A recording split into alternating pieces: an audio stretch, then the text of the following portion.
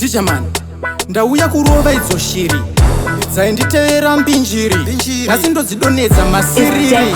Ini ndiri mudhara yemhando, ndakaenda kurwisana nevanhu. Aiwa handina mugano, handingatererezvo zvipi zvifinu. Big artist ndosiya madripi kubvira kuita unge mechisi. Ava ndevapi ana bhutisi vari kuikita izvo hazvisi. Ndovapa pisi big artist izvo hazvisi. Nada ndikuzviramba pachiputukezi nada, ndikuzviramba pachiputukezi nada. Madinga ese ndomarova nemubhadha, kuchechitese tonamata. Kunyangwe ringatova zuva resabata, zvokuti varoi vangoro rino muchaona. Saona vanobude pamukoto, goro rino vanobude pamukoto. Nadheko vanopabude pamukoto. Inzwa unzwe kubvira kutange moto.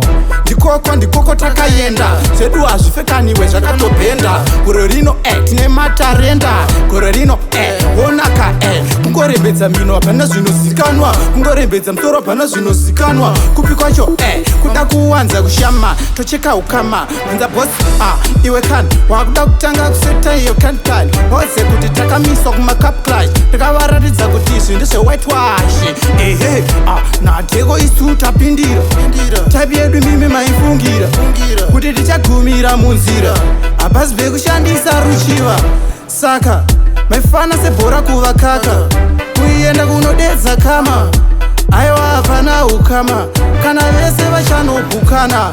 Aiwa ndikuda wacho anopisa, ndosvika wese njimumisa.